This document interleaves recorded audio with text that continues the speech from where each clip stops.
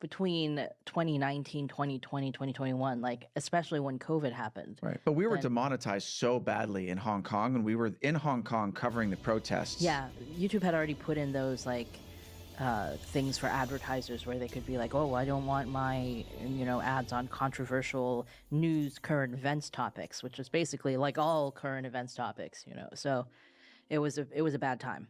Yeah. Mm-hmm. But yeah, the misinformation being used as a way to push censorship. It's really insidious. So I think we'll have to see whether this actually, if there's an effect from these articles, essentially trying to. It seems like they're trying to smear YouTube and force them to deplatform these conservative channels.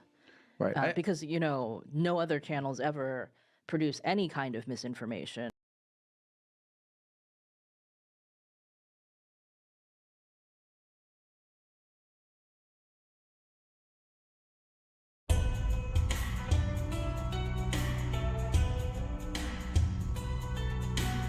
On this episode of China Unscripted, censorship is good. Very good.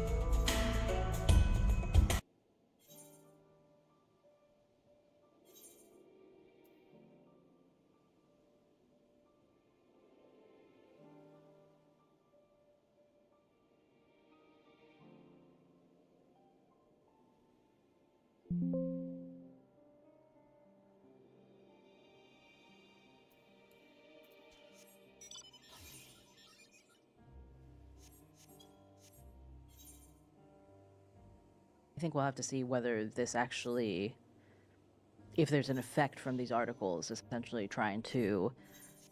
It seems like they're trying to smear YouTube and force them to deplatform these conservative channels. Right. Because no other channels ever produce any kind of misinformation. Well, if YouTube was smart and they wanted to continue to make money from normal channels, what they should do is say, okay, but do you really want us, a private company run by a bunch of billionaires, to decide what is true and what is misinformation?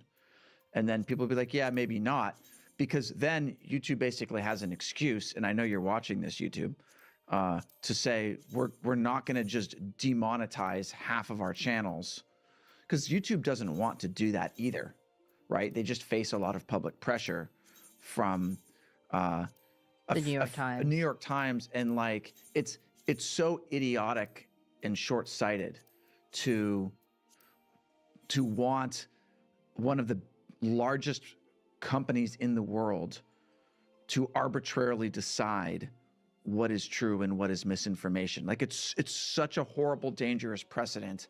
Nobody really wants this. Well, it won't be YouTube. It will be these independent fact checkers that are getting their money from the government, as we've reported on several times.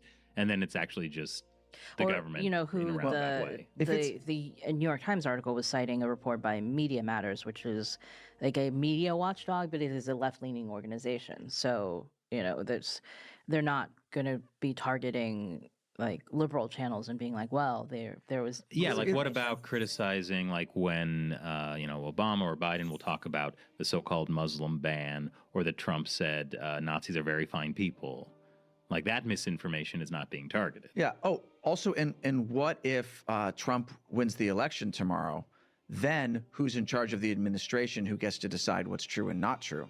So I think whichever side you're on, you can see that there's potentially a very serious risk. I do think that this is somewhat of a reaction on the New York Times and Washington Post on the legacy media side because we've seen both campaigns, the Harris and the Trump campaign, talk to a lot of podcasts. Mm-hmm. This is how the New York Times article opens, about the idea that podcasts have been influential in this year's election. They hate Joe Rogan. Not just Joe Rogan, but all these other podcasts that they're going on. The Huok Twa podcast, #1 podcast in America. What? Is it? It might not be the #1. To me, it is. Okay. Matt, we're not going to explain this to you because you'll be disappointed. It'll take too long and you'll be very disappointed in the world. I kind of want to explain it now. No, I have a confession to make. I know what it is. Oh, okay. Okay. And it's because there was a joke about it in an America Uncovered script, like when it came out. And then and you I was had like, to look it up. what is the Hacktua girl? And then I looked it up, and then I was heartbroken. Yeah. It was a quiet off-camera I've heartbreak. recovered from that.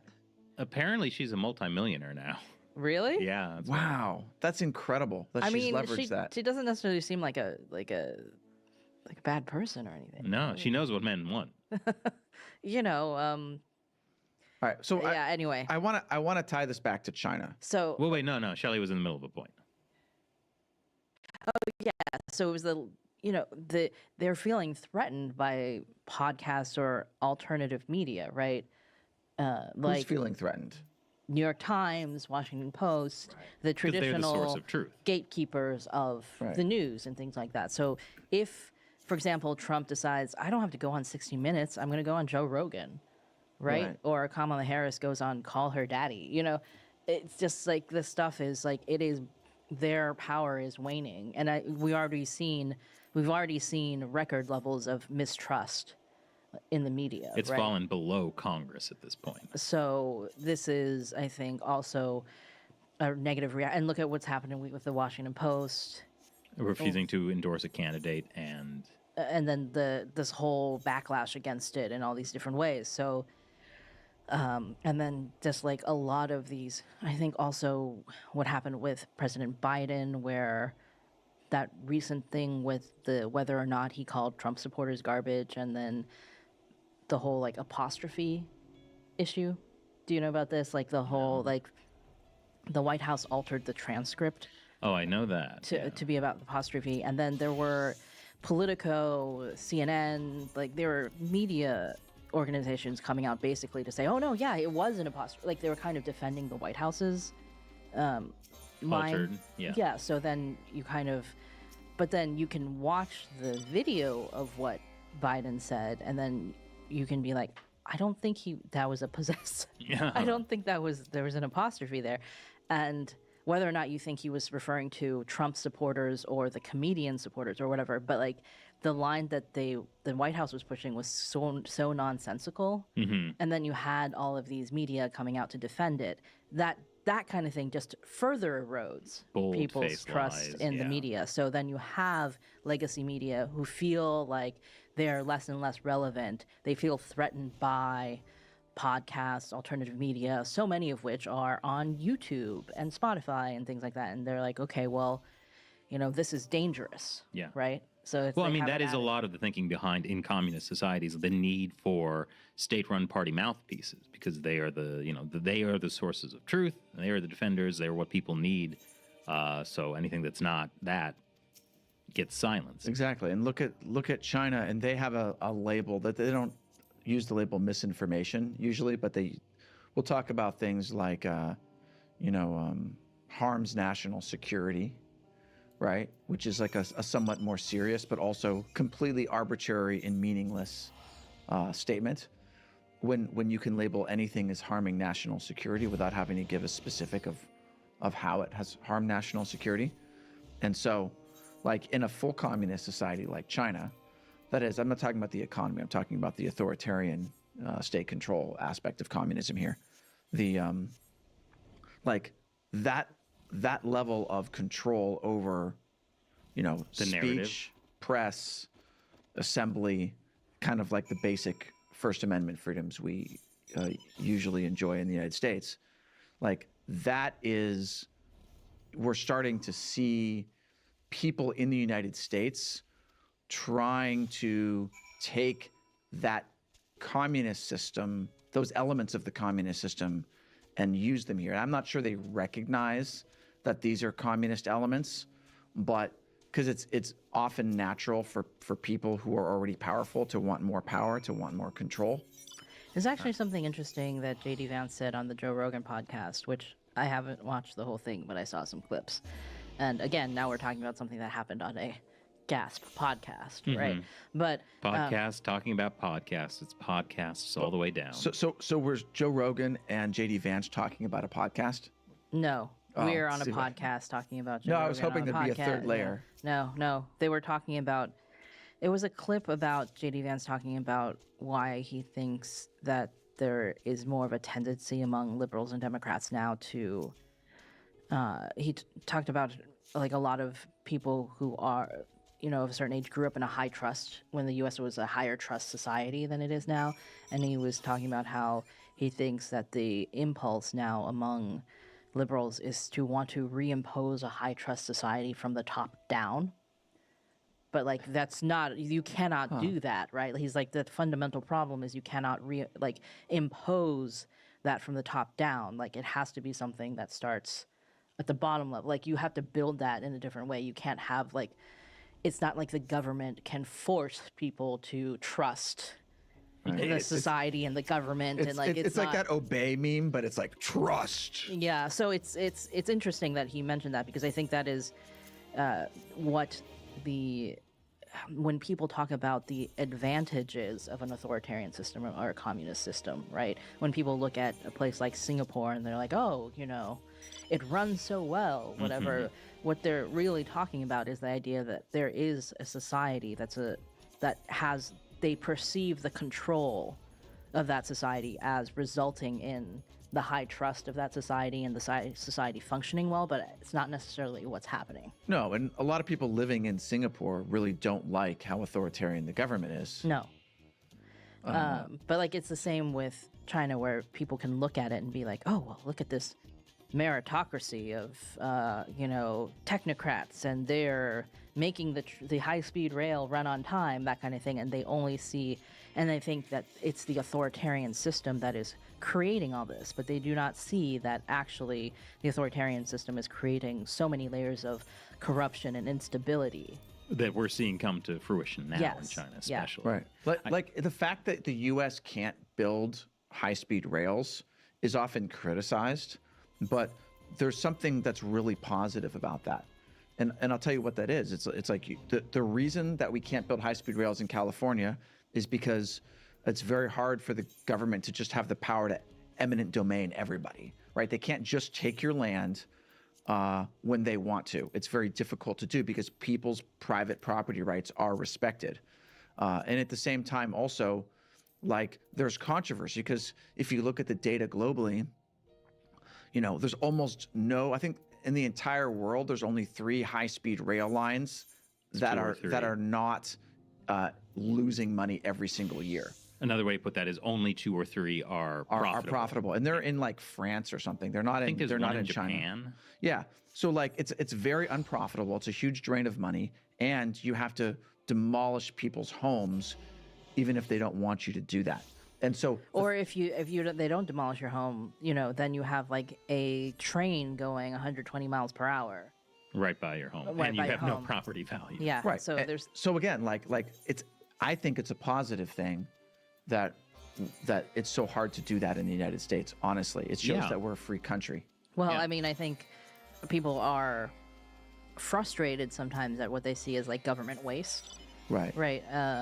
And feeling like, oh well, we can't do things as efficiently. But let me tell you, it's not efficient in the Chinese Communist Party system. No, right. No, again, high-speed rails are always a drain on taxpayer money in almost every single case except 2 or 3, right?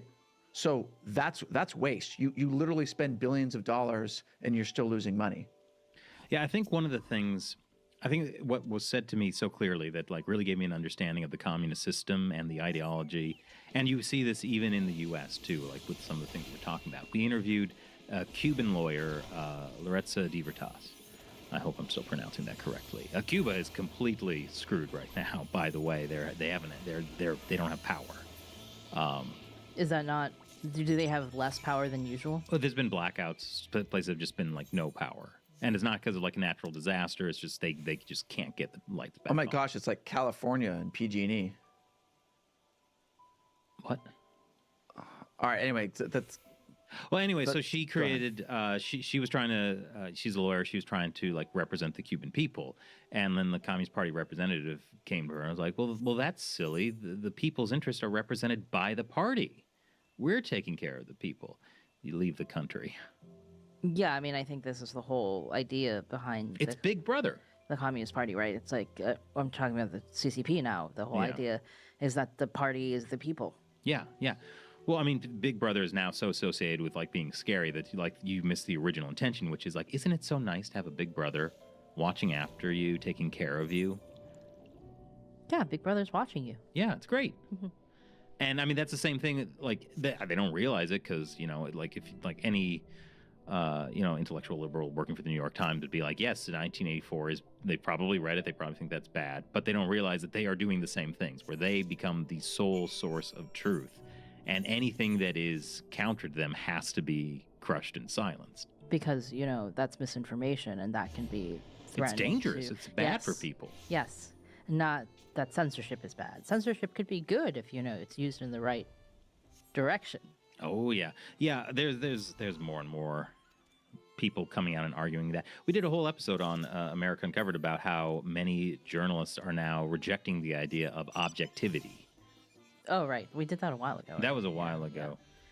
But yeah, I think, and then you lead to the kind of society where suddenly people are not allowed to celebrate Halloween because they're satirical costumes. Yeah, when he poo. Yeah, I just posted on X. So there's some meme where like there's the autocomplete going into Google about why censorship, and the autofill is like is important, is necessary, is important for us, is good in schools. Really? Yeah, I mean I didn't fact check that. It's part of a meme, but so maybe check that. So you possibly be have this- spread misinformation. Let me live check that. Okay. Why censorship? All right. My results, and we can post this on the screen. Why censorship is bad. Why censorship is important. Why censorship should be allowed. Why censorship is wrong. Why censorship is good. Why censorship in schools is good. Why censorship is important in schools. This is That's also, exactly what I'm getting. That's So what it's- I'm getting to. It's kind of a mix. It's a mix, but More good than bad. yeah, which you could say, okay, it's balanced, but I don't know. Well, if I don't that's- know. Out of the top 1, 2, 3, 4, 5, 6, 7, 8, 9. Oh, so I have out of the top 9, I have 1, 2, 3, 4. Okay. It's better than I thought because when I first was looking at it, I could only see the top 6, and there was only like 2 bad ones. Yeah. Well, the interesting thing about all of this is, like, we've been kind of talking about how, like, I guess what you would say the left is pushing censorship. But, like, I don't believe for a second that the right wouldn't push that as well. I mean, historically, the the right right has. Yeah. Remember I mean, the they're censorship nonsense of terms. video games. They were upset about violence in video games. I remember that was a big thing. Let's like, say whole in the 90s. satanic panic. Right. And then there's, the censorship of sex and nudity was traditionally a conservative thing. Right. So there has been censorship. Yeah. There's been very fine censorship on both sides. Yeah, and now they're putting, pornography in school children books. Yeah, that's... But yeah, that's the problem we're having now. Like, because we are in a postmodern society where there are no like universal truths. Truth is determined by whoever has the most power, who can shout the loudest. And I think this is one of the reasons Trump has been very successful. He's like a conservative postmodern Ubermensch, where I think what attracted a lot of people to him was that he didn't try to do the whole Ben Shapiro thing of like, trying to use facts, trying to use arguments. He just made fun and mocked and shamed. And I think a lot of people found that liberating. Like, oh, we don't have to have this rational discourse with our opponents, who are also not trying to have a rational discourse with us. They're just trying to shout us down. We can just shout them down too.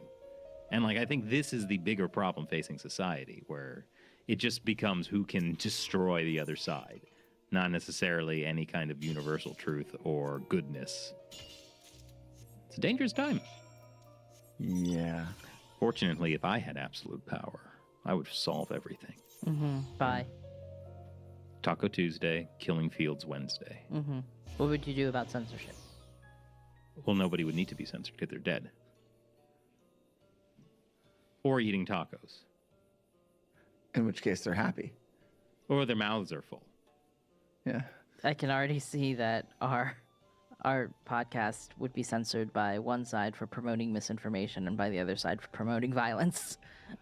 Well, no, both sides love promoting violence against your political opponents, right? It's okay to punch a Nazi. No. That's not the side I would say would be censoring us for. Do we need to add nudity to the show to get censored? All right, Nope. Chris, stand up. Only fan. Yeah, nothing below the waist. So a couple minutes ago, Shelley, you had brought up. I'd rather be playing Doki Doki right now and not Wow. saying something. Wow. Yeah. It's getting good. You got it. It's getting good. For those of you who also watch Gamers Unbeaten, Or who have not yet watched Gamers Unbeaten.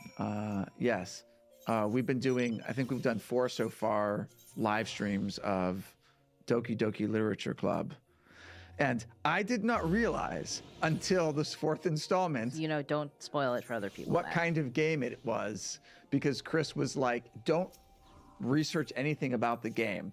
So I went into it, completely naively. Hijinks ensued. Yeah. And right. still don't research anything. There are plenty of twists and turns. Yeah, no, You wanted to bring it back to China. I did, and actually Shelley had started to do this, which is I tried, but then you felt like you really had to talk about Trump being a postmodern Ubermensch. Yes, it feels a very big brained thing I've discovered. So in China on Halloween last week, there was some big brouhaha in Shanghai, especially on the streets, because people who were dressing up in costumes, just like any costume, were being arrested by police. Well, they wanted to essentially stop people from celebrating Halloween. Yeah. No Halloween in China. Yeah, and Halloween in China, because it's not traditionally a place where kids go out and go trick-or-treating, right? So the Halloween in China is mostly like, in places like Shanghai, it's kind of like adults coming out and dressing up in costumes. I mean, it's like that in New York. It's like that in New York City, too, where you have the West Village Halloween Parade. But, the whole idea is that they did not want adults to come out dressed in costumes at night.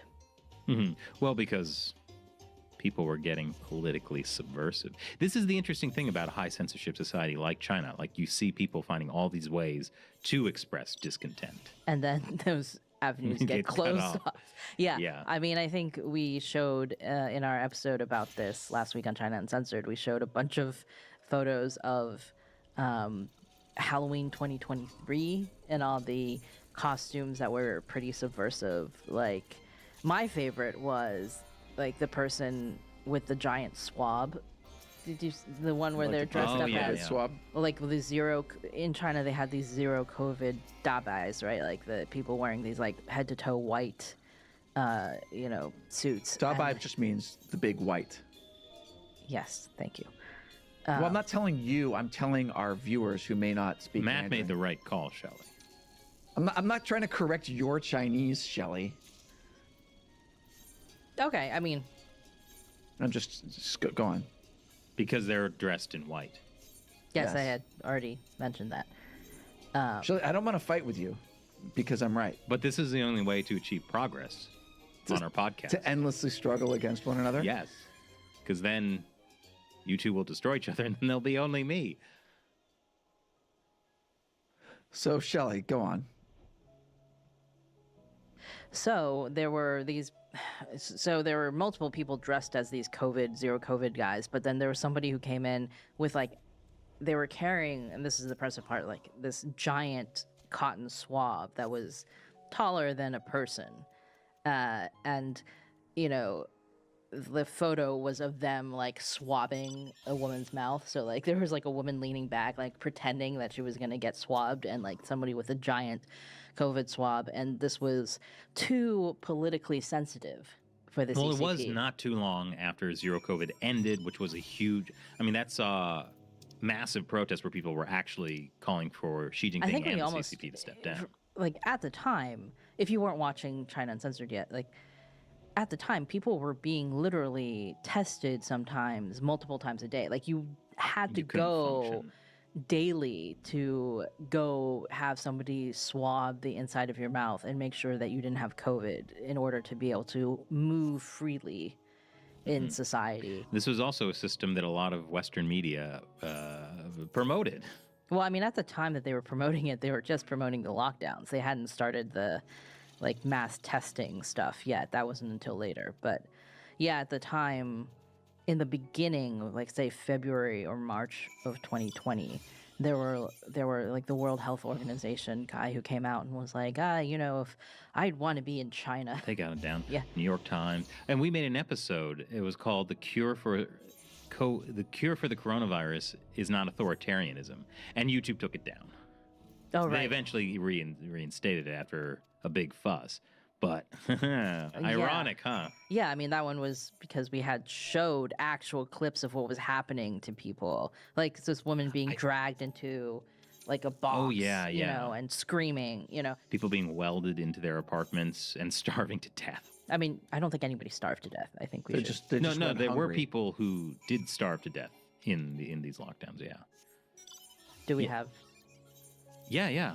We can look that up. But yeah, definitely, I definitely remember people dying because they were locked down.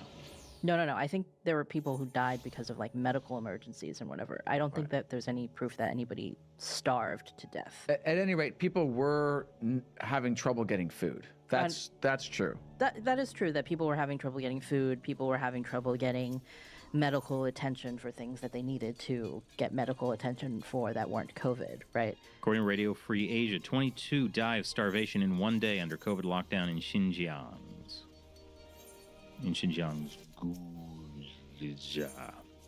Can't pronounce that. Okay. Well, there you go. So, but anyway, so the Halloween protest, the idea of dressing up can be politically subversive. And this is like the whole thing where people are so upset with the Chinese Communist Party so broadly, but it's all very suppressed because of the authoritarianism. So people express it in ways, whether they are really conscious of how they're doing it or not, like it's coming out in all sorts of activities, and it comes out in like you dress up as a da bai with a big swab. Like you might be doing it specifically to make a criticism statement of the Communist Party, or you might just think it's funny. But often things are funny because they're subversive, and you're not really like There were also thinking people about how who it could dressed be up with illegal. like white paper, like as like the white paper, white paper. protest There was also things, a lot right? of like security camera things making fun of the I surveillance think states. there was one this year. There was a guy in a security camera, right? Yeah, there was a couple. My favorite was the guy who just had a big security camera head and like a nice white suit. I mean, it was when you say it was a big security camera head, it was It was big. enormous. It was enormous. Yeah. Yeah, and so it's funny, right? It's funny because it's true. Yeah, but you can't have people make fun of the system that's supposed to take care of them and be in charge. You have to enforce this trust in the system from the top down. Exactly, Chris. Exactly. Are you going to adopt that for your system? Why? It's already here.